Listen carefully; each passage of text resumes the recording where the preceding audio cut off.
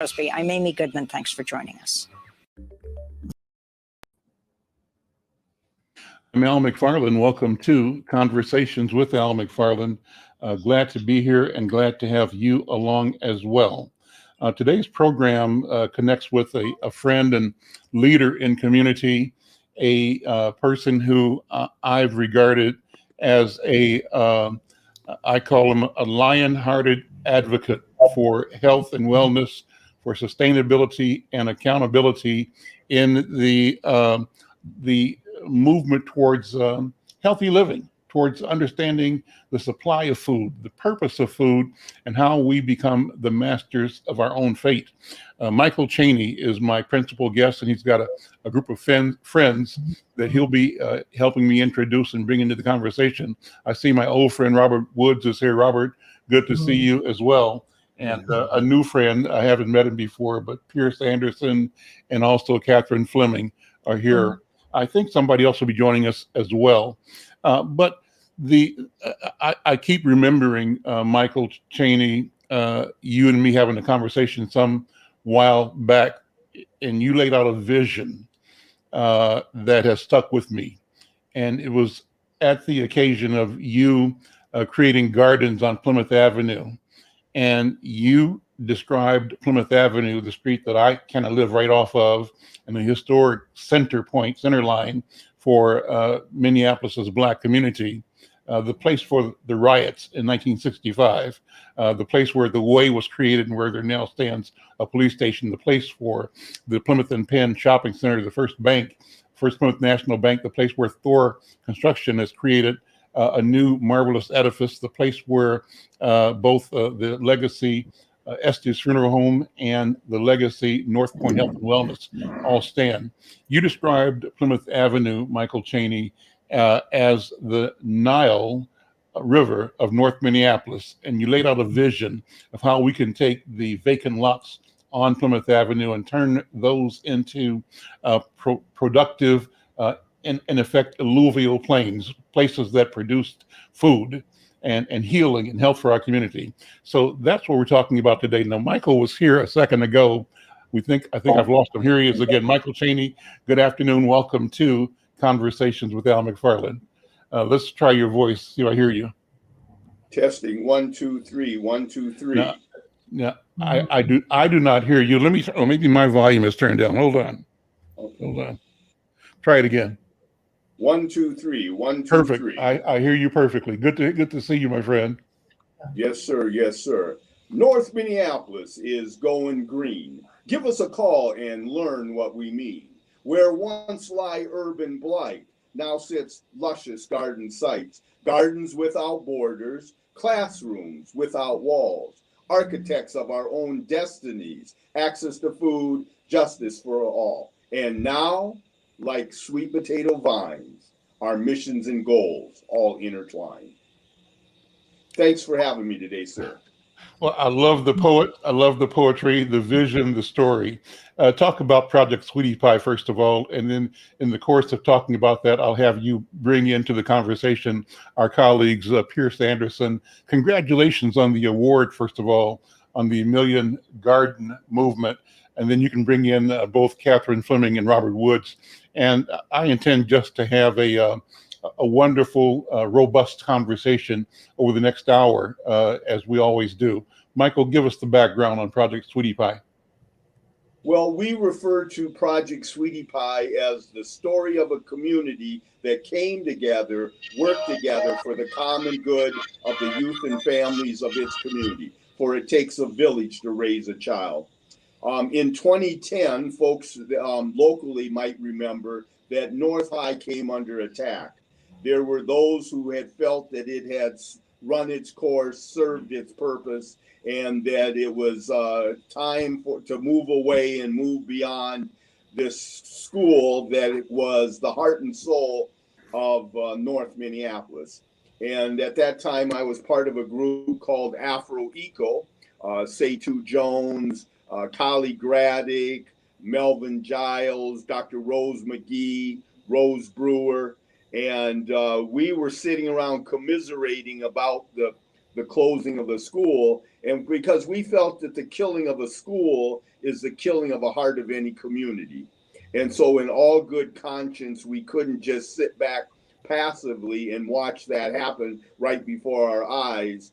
And so it was pointed out to me by Rose McGee, who, is herself a remarkable activist, food champion with her sweet potato pies, that she does these comfort pies that she has taken to Detroit and to North Carolina. Wherever there's a calamity, she's brought her comfort food of sweet potato pies. And so she actually had some history with North High as well as I. And so I approached Elizabeth Lasley in 2010 and asked her if I could get the young people of North Minneapolis involved in growing food, could we use the green room there that had been fallow for 10 years? And so that was the beginning of Project Sweetie Pie. First year we had 5 gardens, 50 partners. Second year we had 10 gardens and 75 partners. And then the third year we did a thing called Gardens Galore. That was a year when we tied into, the folks, on the national level, Conference of Mayors, and we did a thing called Miracles Can Happen. And so we've been at this at a long time, and so including this year in our partnerships with Step Up and all of our various partners, we're kind of like a 10-headed hydra, octopus with many arms. And so you'll meet some of our food champions that have been stalwartly part of this big vision, big dreams. And we're so glad to be part of this launching of the Million Garden project. And so I think, Pierce, you should really lay the stage for us and really talk about what this event is. And then we can talk to our local food champions who are not only making this event happen on Saturday, the harvesting the fruit of our ancestors, but also we can lay out more details, the entertainment and that. So, but Pierce, maybe for Al and all of our listeners here in the KFAI area can learn more about this brilliant project and about yourself, who's behind it, and the food champions that are involved in this. I always like to say that the only thing that a big dog respects is a bigger dog. So we got some big dogs in the house today. Thank you for that introduction, Michael. It's lovely. So I'm Pierce Anderson. I'm from the Million Gardens movement, which is really a community of gardeners who want to inspire a happier, healthier world by educating gardeners, but then also getting people who might not be interested or invested in food, in getting out into nature, back to the land, really, and back to gardening. And our name kind of says it all. We want to start 1 million gardens in the US and Canada. We launched on Plant a Seed Day, which I hope we could all celebrate in 2022. It's March 20th. And talking about big dogs, we launched with the poster campaigns from like Harrison Ford with plants, with Salma Hayek, with Kimball Musk, who is Elon's brother and the person behind Big Green, which is one of the 2 organizations that really kind of bonded together to create the Million Gardens movement, alongside Modern Farmer, which is a food and farming magazine from Frank Giustra. And both Kimball and Frank were talking and saying, like, early in the pandemic, we really saw an uptick in people wanting to garden. How can we bring that to people who might be interested but not have the resources or not have the time or not know that they have the ability and that they can do it? It could be a windowsill. It could be a field if they have it.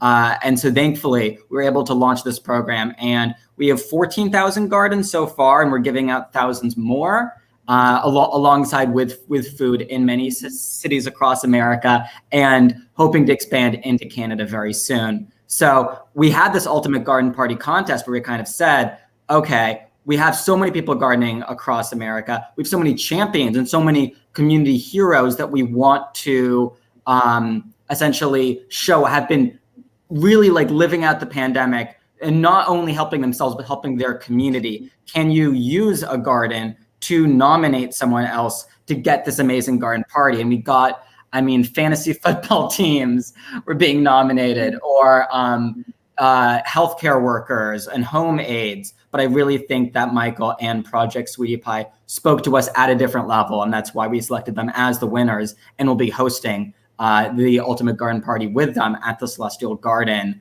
on the 25th. So very excited to be in Minneapolis for the first time and see all of y'all in person.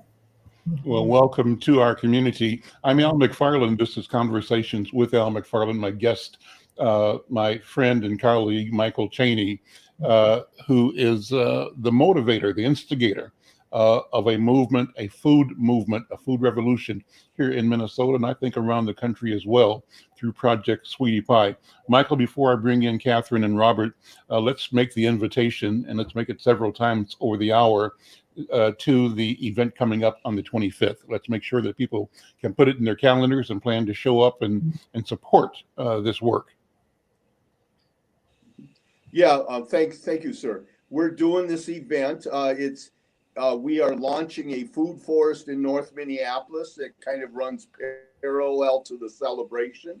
It's called the Celestial Garden, but the event is this coming Saturday from noon till 5 p.m. at the corner of 22nd and Emerson. That's 2 blocks north of Broadway. And so we're going to have vendors. We're going to have food. We're going to have entertainment. But we're highlighting Jamesia Bennett, who is a staple in the entertainment world here in Minnesota. She's the lead vocalist for the Sounds of Blackness, as well as, folks can remember back to American Idol, where she was one of our hometown favorites, who a native daughter who made it to the finalists of American Idol. So we're going to showcase with her. We're also going to have, some young contemporary artists, since we're harvesting the fruit of our ancestors, and concluding the show with David Island. I don't know if you remember this, Al, but going back to the 70s when I was a photographer for you, I took this picture of Jimmy Jam and Terry Lewis and David Island when they were just, mere babies, and they were a garage band, and it was the cover for one of your early Insight News magazines. I have the photograph. I've used it since that time. It's a great photograph with Cynthia and the whole team. My next door neighbor, Jimmy Anderson, was in the picture, and I still live in the same place across the alley from where you probably took that photograph, over in the Island House. Yeah. So yeah, sure, of course. Amazing. So David again was one of the original members of Flight Time. Yep. And so again, we're really trying to really showcase, oftentimes we really convolute really what's really happening, but when you look at the Minneapolis sound, right, that is right there on par with Motown's story. But we really haven't told that story.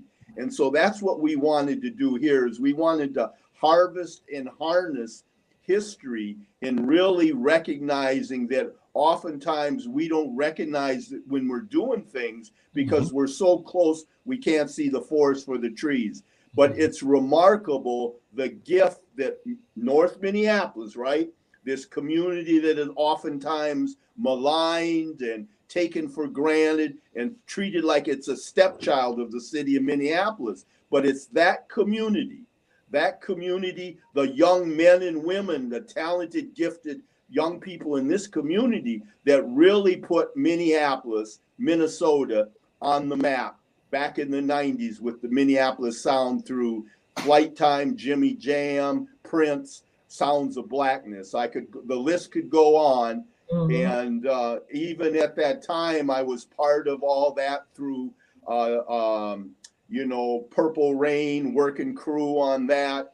And it's pretty amazing when you're there walking the trail, you don't really realize what profound, really, how much is really going on that's profound. So Minnesota has led the nation culturally, musically, And we believe as well, and I think would be a testament by the Million Garden, that we are leading, that we see ourselves as thought leaders and leading the charge, because as what Mr. Musk and Mr. Gustra are doing on the national, international level is precisely what we birthed 10 years ago when we started Project Sweetie Pie and the Green Movement in North Minneapolis. We're operationalizing the Green New Deal. I'm Al McFarlane. This is Conversations with Al McFarlane. And we're so pleased to be able to provide this space on KFAI for this conversation. We call it a place where we create robust conversation, robust engagement every week. But we're also pleased that we are able to harness technology to present this as part of our daily podcast of the Conversations with Al McFarlane program through the McFarlane Media Dashboard, reaching people through Facebook, YouTube, and other platforms. We're also pleased that this program has national legs through our affiliation and partnership with the Black Press of America, the National Newspaper Publishers Association. We are being streamed live globally through Black Press USA. And finally, we are in partnership with the public access television stations of both Minneapolis and St. Paul. So this conversation will be part of a rotation of our Conversations with Al McFarlane shows on SPNN television in St. Paul and on the predecessor of Minneapolis Telecommunications Network in Minneapolis. Speak Minneapolis is the name of the new platform. So we're able to and pleased to be able to bring all of these platforms, these opportunities together to share our vision, our version of history and the future, to demonstrate our intent and our right to be co-authors of a future in which we win. So let me bring my friends Robert Woods and Catherine Fleming in. Robert, I know that you love to talk and love to. So let Catherine go first. And love to, well, okay, I'll come back to you in a second, but I know you love to mix it up and to push the envelope in thought and in action and community. But that is also true of Catherine Fleming at Project Sweetie Pie. Catherine, how are you, my friend? Good to see you again. Oh, thank you so much, Al. And it's always wonderful to see you. And I would say it's an honor to be on your show. You've always been a fierce advocate for the community, a fierce advocate for the truth, and a fierce advocate to make sure that we hold our elected officials accountable for our community. So thank you for inviting us to be here. As you said, I'm Catherine Fleming. I've been working with Project Sweetie Pie since 2011, which really should qualify me for canonization for working with Michael Chaney. But Michael is fierce in his passion for the community. We always disagree. My background is corporate America, and he's a grassroots farm boy from Wisconsin. So somehow or another, we have common goals, and we've been able to work through that. So for this particular event, I nominated Michael and Project Sweetie Pie because of the year that our community had gone through with COVID-19. I thought we were at a precipice and in need of a party that would highlight the environmental, the agricultural, the urban ag, all of the activities surrounded by Project Sweetie Pie and our community as well. So when Michael talks about our community partners, over the years, we have garnered thousands of partners. I would say that of those thousands of partners, maybe 4 were paid. So most of our people are volunteers, and we've got folks who've been with us since the beginning. So that gives a testament to the work that Michael leads, the influence that he has on community members, the fact that people want to be a part of what Project Sweetie Pie does, and the fact that we've launched other initiatives, other organizations, other people into a number of different roles throughout the community. We've got kids who grew up with us who went to the university, who've gotten degrees. We work with kids who have come back to us after college and moved into positions with the government or with corporations or other community organizations. So our list of accomplishments are strong and continue to grow. As Project Sweetie Pie moves into the 22nd or 21st century, we are poised for an expansion. We are moving in so many positive directions. And this event on September 25th on Saturday is just really the launching pad of these initiatives. So we've gained national recognition. Michael is a part of Ilhan Omar's Green New Deal project. And I'd have to say that Michael was the initiator of that initiative. That was why he was selected to be on her team, because it was his idea and she embraced it and is moving forward with it. In addition, we've been to a number of different locations, Washington and other places, to talk about what Project Sweetie Pie is doing here in North Minneapolis and to highlight the other food champions in North Minneapolis. We have other groups, Appetite for Change, Metro Blooms. We have a number of organizations who have worked with us through the years, who are doing amazing and positive work in the field of food security. Project Sweetie Pie is expanding its tentacles into climate change and the environment and the disproportionate impact that has on our community. For most of you probably know that more people died from the heat in Louisiana than they did from the Hurricane Ida. So we have issues to work through with climate change. It's probably one of the largest challenges for our community. A lot of people may not see that, but it impacts our food supply. It impacts affordable housing. It impacts where we live. The impact to the geographics of our country. We may have to move some people from Louisiana, from Florida, depending upon what the impact of the future of climate change is. So we've got a lot of work to do. And part of what we do is educate. I mean, we educate kids, we educate adults, we educate seniors. So we have an expansive list of ways that we communicate with the community. It's been cited in a number of magazines that there's something cathartic about working in the dirt. Our efforts have reduced violence in a number of areas. So we really need to look at how food security, agriculture, and climate change has an impact on our community and work through those issues. And I'll turn it over to Mr. Robert Woods. How are you? Before you do, let me say, wow, what a wonderful presentation. And one of the things that I wanted you to talk about is your own background as an entrepreneur as well. And you bring a certain sort of no-nonsense business-like attitude to the work, and I think that's critical, is to have a structure and a process, a protocol that promotes and that defines accountability, goal setting, and measurement. So talk about your approach, and I love everything you said that includes us and actually centers us in the environment. As stewards of the environment, because too often we are portrayed at the margin or inconsequential or as an afterthought.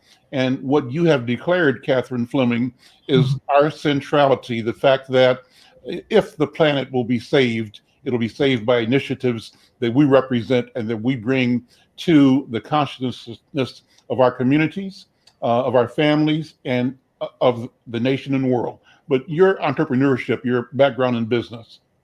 Not a problem. I worked in so many areas in business. I worked in corporate America. I started out working as every place I worked, I was the only minority person there. So when I moved into working in IT, I went through the process where I would go into a room, sit down, and they were waiting for the manager to come in and asking me to take notes. Well, guess what? I am that manager. So there weren't many women in IT when I started working in IT. And my team consisted of primarily white men. So I really didn't have any minorities working under me as well. So maybe that did shape my no nonsense, which I honor and accept as part of who I am. But working in corporate America was not enough for me. So my interest in the community spawned me to become an entrepreneur. So I've done real estate development. I've done nursing homes, assisted living. I had done laundromats. I've done development. I've worked in a number of different business areas. I've been the initiator of a business for my children who have gone on to grow their own businesses, one in construction and the other as a consultant. So my father was a Baptist minister, so that gives me a certain grounding as far as my values go. But I am a no nonsense, no excuses. I don't want to hear the BS stories that you tell me. You're going to do what you're supposed to do, or things are going to get ugly. So I love it. I love it. I'm Al McFarlane. This is Conversations with Al McFarlane. That was the voice of Catherine Fleming of Project Sweetie Pie. Here with Michael Cheney of Project Sweetie Pie and Pierce Anderson of the Million Garden Program.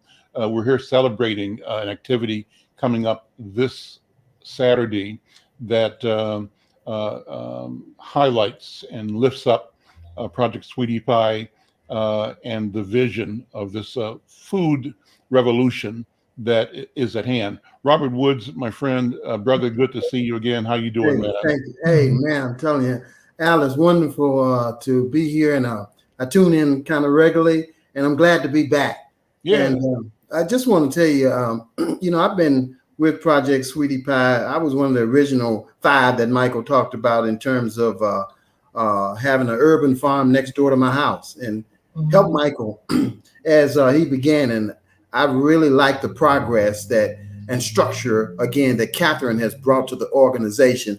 I credit a lot of that with Michael's vision for keeping the organization afloat and growing for so long. So that's a testament.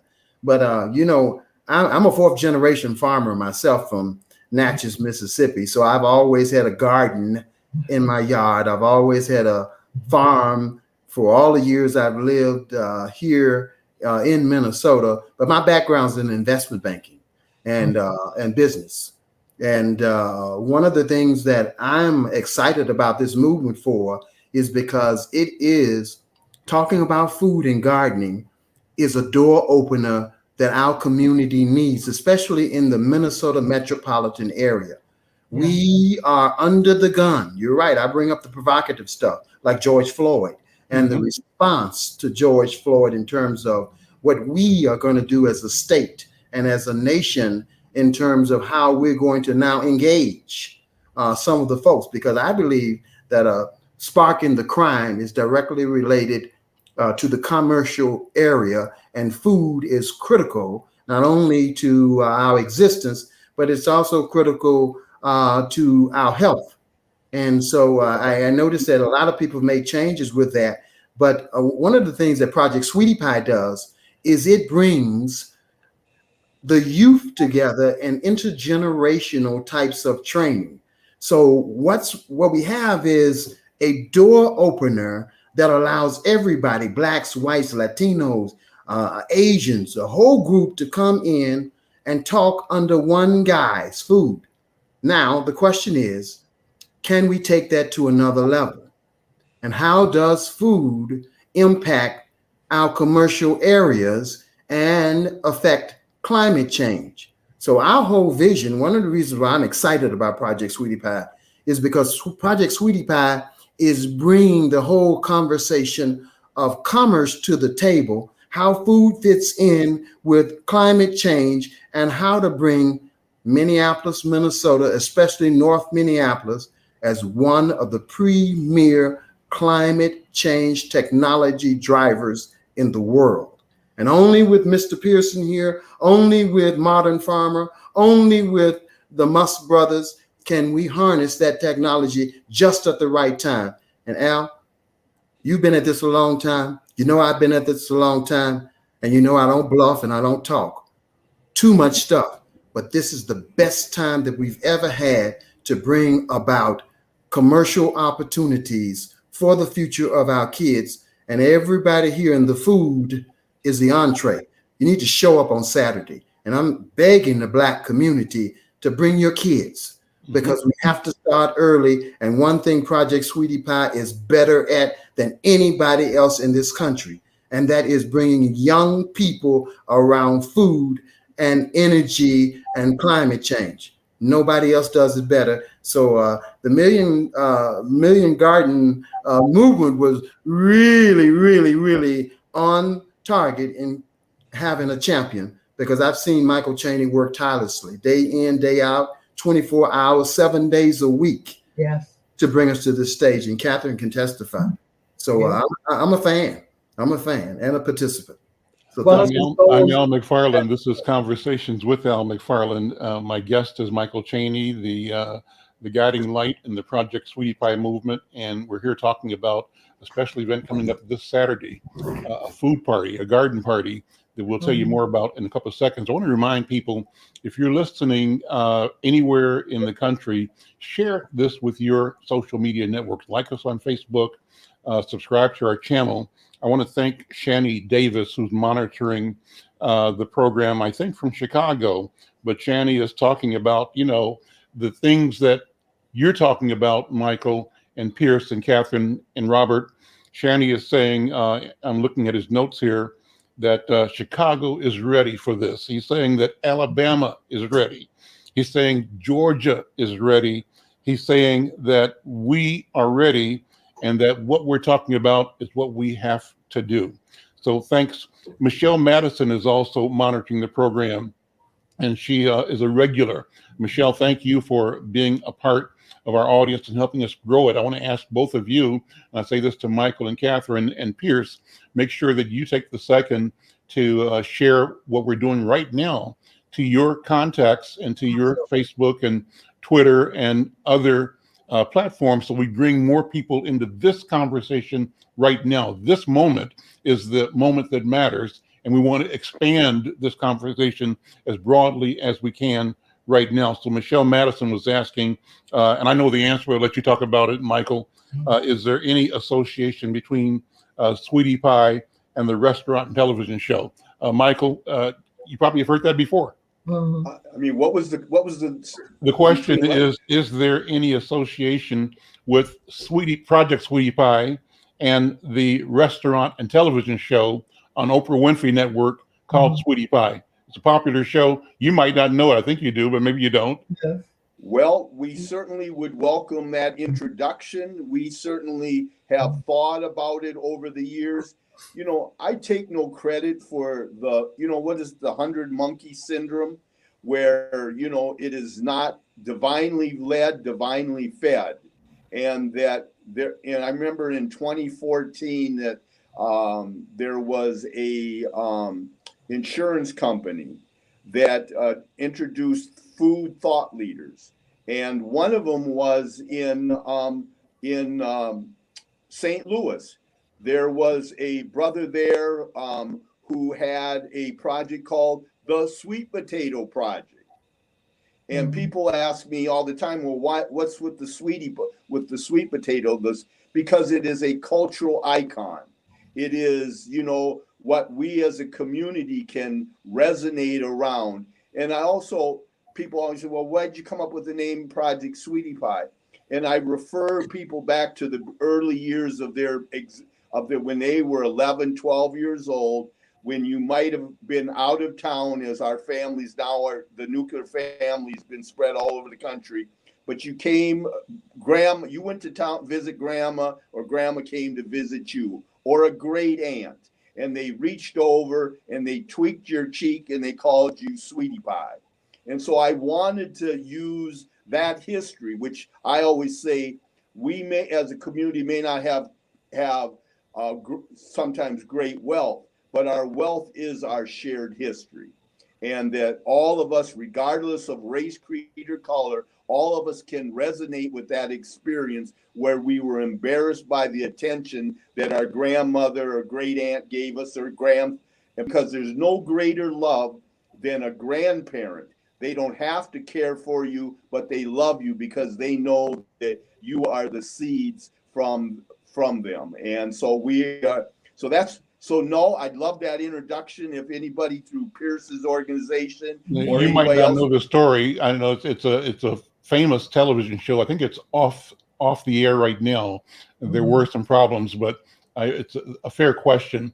But I think the introduction is still appropriate. So, you never know when that program, which is based out of St. Louis to begin with, and the entertainer who was a former, I think, what was she in the not the Supremes, but one of the other, maybe she was a Supreme. I'm not sure. Well, Al, Yeah. I just wanted to say one thing. Yeah. I'm the Minnesota state delegate to the Minnesota Farmers Union, which is 300,000 members across the nation. So one of the things that Michael has to his advantage over the St. Louis team is he has probably more broader exposure through myself and Catherine than a whole lot of folks, but we don't have star power. Yeah. We don't have star power. So that introduction is what we really need. So if Oprah is listening, That's right. give Michael a call, right? Give him a call. Yeah, right. So you know what? Let's move the conversation down further down this path. And Michael, I like to connect the local to the global, and I think you've done that. You speak that way. Your vision, just the sheer power of imagining Plymouth Avenue as the historic Nile Valley. That tells me that this is not about just one lifetime, but it's about all the lifetimes from before the beginning and to beyond the end. It's about the eternal nature of our existence and how we find ways to connect, to know and become our true selves, understanding the divine purposes that we both reflect and represent, that we are a part of, and that we strive to be in alignment with. And so philosophically, Michael and Robert, you mentioned this already, what is it that will bring us in Minnesota and around the country and in effect, remove us from this zero-sum gain attitude about food on the planet? How do we recognize that there's it's possible for us all to be here, but it's a question of orienting ourselves to nature and the gifts of the environment and being proper stewards? Michael, what do you think? Well, kids oftentimes ask me, say, well, how did you get your hair so long? I didn't go to jail. So start there, that, if we stay healthy, if we stay free, if we stay true to self, we've got a phenomenal opportunity right here in Minnesota. Like I said, I tried to point out the history that's already been in the making. The legacy work that each of us on this phone call have participated in already. If we look at this Upper Harbor terminal that is 48 acres on the Mississippi River, and I was asked to create a food hub there, and I told folks I didn't want to do a food hub. There was a greater opportunity. They said, well, what is that, Michael? I said, we are sitting on the Mississippi River, the backbone of America, and that we should be thinking about creating an environmental impact center that really would tie all of the work and all of the legacy work up and down the Mississippi River, that from the headwaters of Itasca all the way down to New Orleans. And that creating a destination for the nation where I had a mantra: instead of 40 acres and a mule, let's do 48 acres and a school. framed around art and culture, historical preservation, all things ecological, food and urban farming. And then the Venn diagram is research and development, applied education, experiential learning, workforce development, internships, apprenticeships, and the foundation is public-private partnership. That if you believe in equity, if you believe that all people have a right to their piece of the American dream, that you can invest real estate in this Upper Harbor terminal and bring two purses. Bring money for research and development, thus taking our universities out of the hot box so that they can go direct to doing research for corporations and for product development and the like. And at the same time, bring money for workforce development. That if we really are honest as a community, as a nation, that equity and inclusion are something that we're workforce diversity, then here is a chance for us to really bake it into our recipe, not by harvesting real solutions that bring us to the table, so that we are intentional about building the next generation workforce. If, it's always amazed me, Al, that if we're all well-intentioned, then why aren't we being more intentional? There's room for all of us to really be at this table and given voice to young people who have been kept out of the thing. I say that Project Sweetie Pie, these are the three things that I think that we do well and maybe better than anybody else that I know of.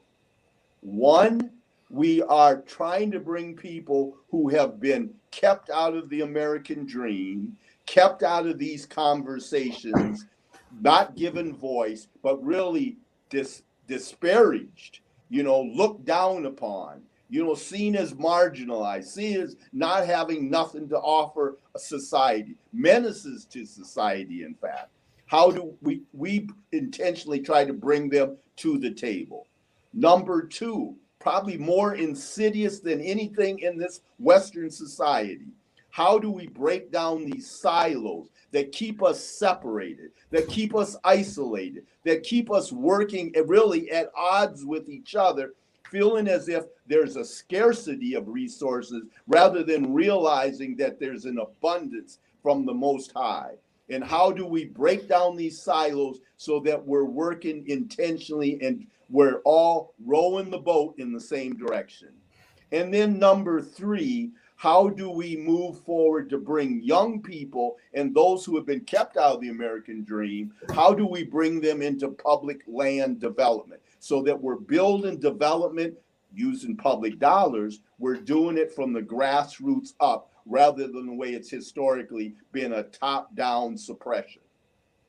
Pierce, let me bring you back in just to have you articulate how this conversation aligns with the vision and mission of the Million Garden Movement. You've got a couple of high-powered names associated with you, the Mustang name in particular, but talk about that again, just to give people an idea of where the movement has come from. You mentioned both national and international, so I'm curious as to what the vision is there. And then I'm going to ask you about Pierce Anderson, what your personal story is as well. Oh, what my personal story is. Okay. Well, to start with the more important people than Pierce right now, I know that Kimball Musk and Frank Juster were talking early on in the pandemic and analyzing Modern Farmer, kind of behind the scenes. What are the most read articles? And we were really finding that articles that were published years ago that we thought people had moved on from were getting tens of thousands of new views because they were about, can you set up a garden in your front lawn? Do you have to talk to like HOA about that? Can you set up a worm compost system? Can you use trellises, if you have a third-story building? And so they just kind of said, there's so much attention here, let's really build on that. And I think the use of a lot and the support of a lot of the champions I previously discussed, some of these big names, has really shown that gardening isn't just something that should ever or could ever be forgotten. It's something that celebrities are doing, and that therefore, we're making it cool again, as it should be. I think we have this perception of urban environments as really built over. But I mean, if we think about the history of America, it was only a century ago when you had, Italian immigrants gathering dandelion greens on sidewalks to make salads, when only 2 centuries ago, when the real invention of compost in America was from enslaved Americans who would throw out food scraps from, behind their window and slowly grow up this kind of this black gold of delicious, nutritious compost that you could grow whatever you want. So there's a lot of history there. And I really want to continue that intergenerational aspect through champions, ambassadors, and volunteers to the movement. My personal story, to briefly discuss that, is that I started as an environmental food studies major, and talking about climate change with y'all is really great to see a Midwestern and Rust Belt area that is taking such initiatives to let the Green New Deal into communities that will most be impacted by climate change before policy. It's like, we're not going to wait for government to make decisions. We're going to do that through public-private internships. We're going to do that through volunteer opportunities. We're going to do that through the hard work of moving soil. And as someone who's fathered gardens, as someone who's worked at farm-to-table restaurants such as Blue Hill at Stone Barns, I've seen that, like, not only is it easier than expected, it's more delicious than expected. So very excited to visit these 20 farms that Project Sweetie Pie has and taste the harvest. It's harvest season. Let's enter the cornucopia. Yeah. So what's the international component of your idea? Mm-hmm. Are there specifics that you are doing that are international, or is that an aspiration? I think that the most direct international thing right now that people can attend if they want to hear more about the Million Gardens movement is the UN is having the World Food Forum in a few weeks. And on the 14th, I know that both our co-founders will be having masterclasses there to discuss with international food entrepreneurs how to bring something like the Million Gardens movement or other projects such as Frank's work in Haiti to their homes and to their communities.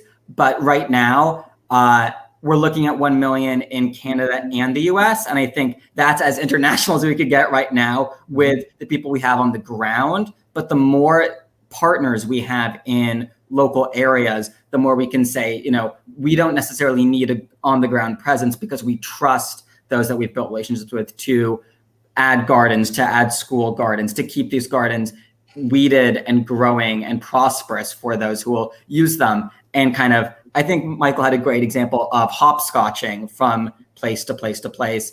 And Vancouver was definitely on the map for a first international, if you could call it that, despite it just being over the Canada border, place for the Million Gardens movement to start.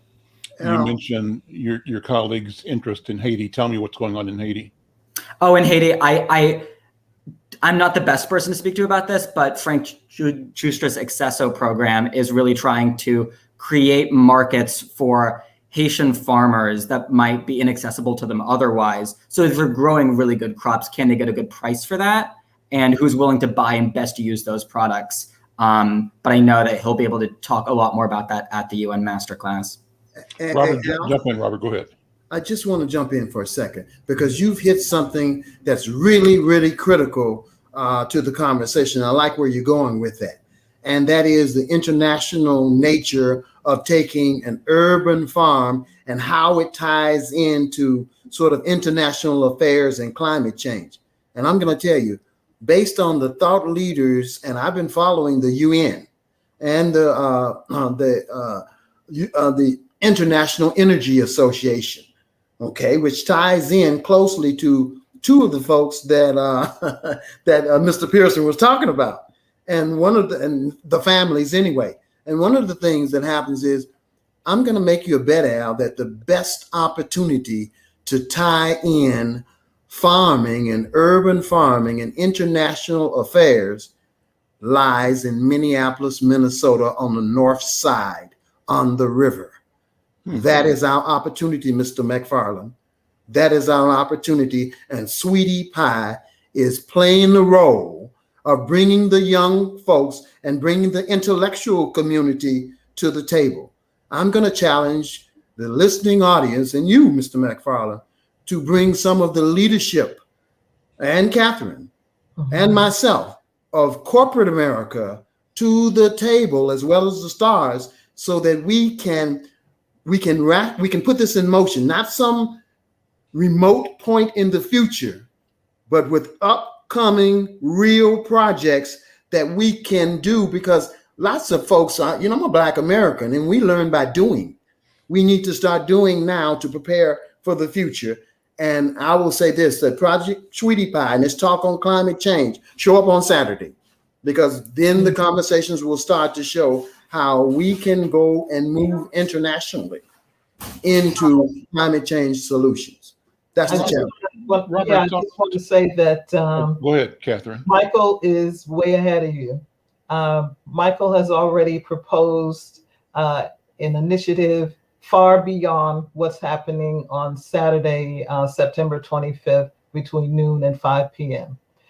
Michael has reached out to Mr. Musk's assistant and others to talk about moving forward in a way that this is not just a one-time, a one-off scenario, but it is a lead-in to an initiative that will move North Minneapolis forward using these famous folks, as well as their constituents, as well as the folks that we have here in Minneapolis. Let's not discuss North Minneapolis as having a deficit.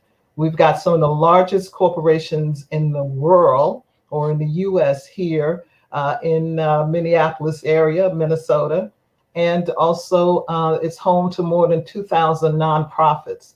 So we're not lacking in those areas, and we're not lacking in talent.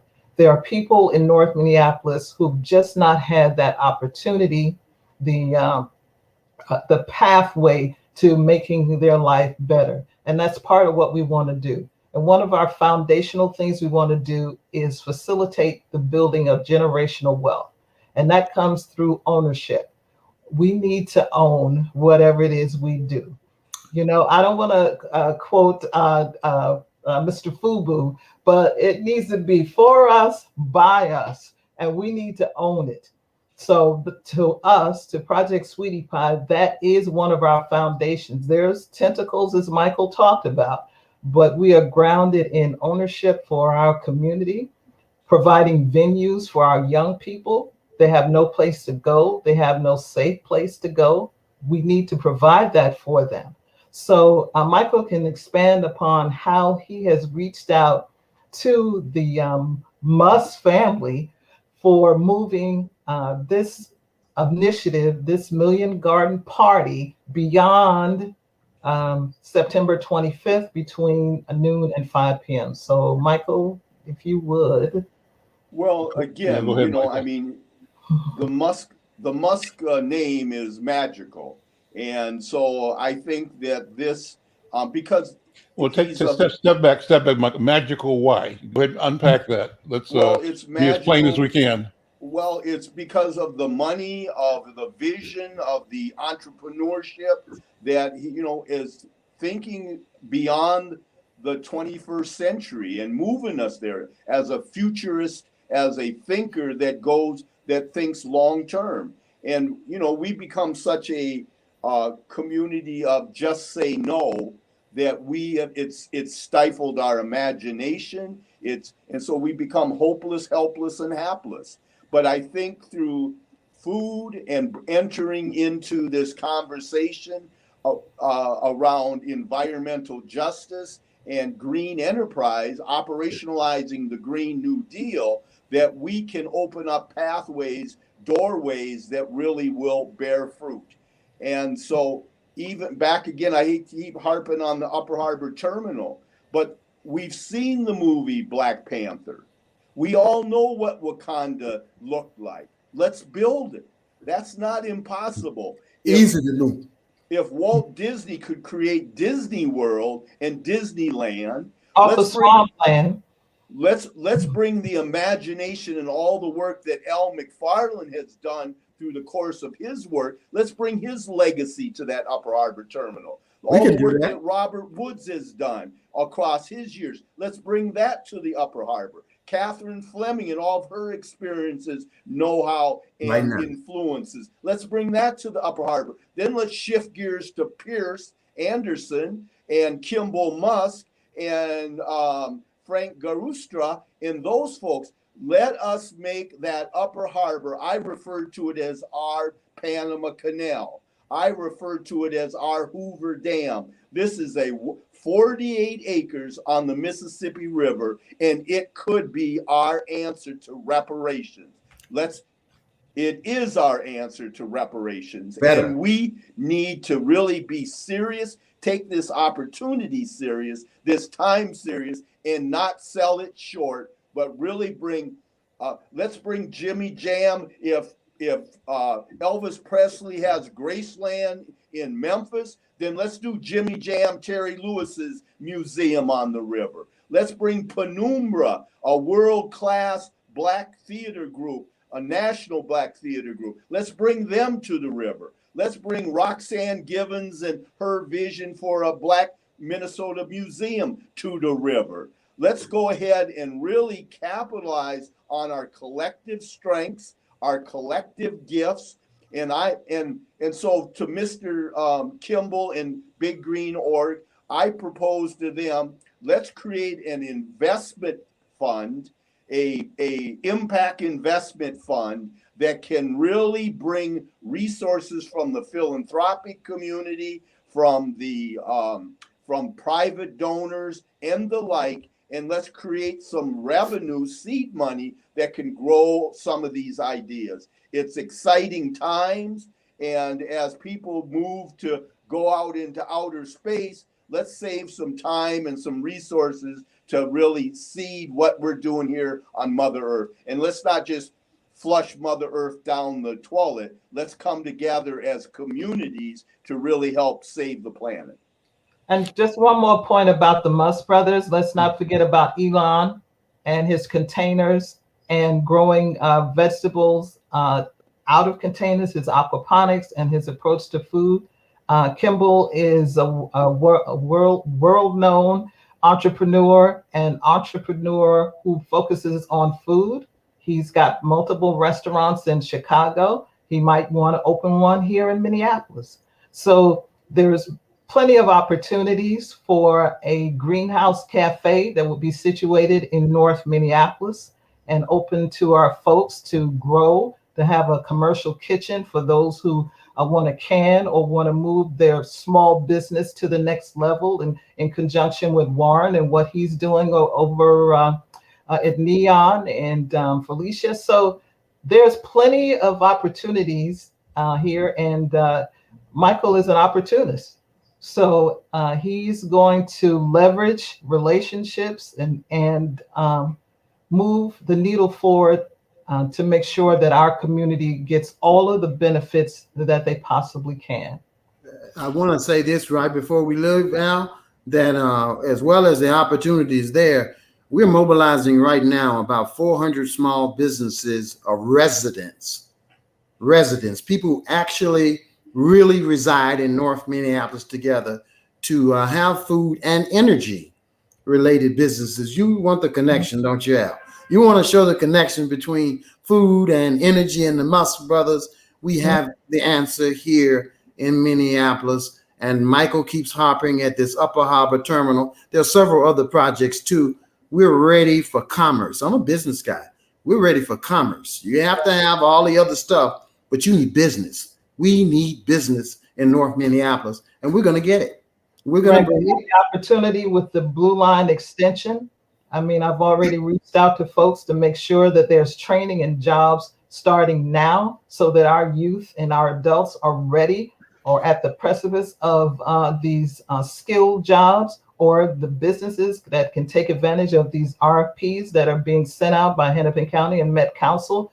If they want the line to go through our community, then we need to build it. That's right. Every Listen, time. we're out of time. This has been a wonderful conversation, and you all are so great as guests that it makes my job so easy. just listening to you. I want to take the last 30 seconds, though, or 90 seconds, Michael, for you to extend the invitation again to the event this Saturday. Leave people with a parting idea of the mission, the vision of Project Sweetie Pie and the Million Garden Initiative taking place this Saturday.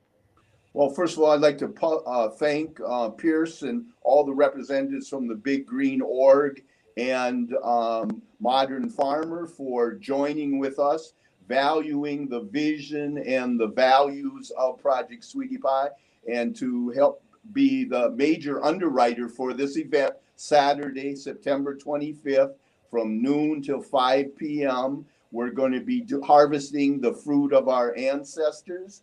There'll be food, there'll be entertainment highlighted by Jamesia Bennett and David Island from Fight Time, some of the entertainment, but we have all kinds of other young hip hop artists and poets. So, and again, we really feel that farming and urban farming. I got to cut you off. We're out of time. We're at the limit. Listen, Thank you. Michael, thank you so much. Thanks Thank you, to all my guests. I'm Al McFarlane. This Thank is you. Conversations with Al McFarlane. We'll see you next time. Thank you. Thank you.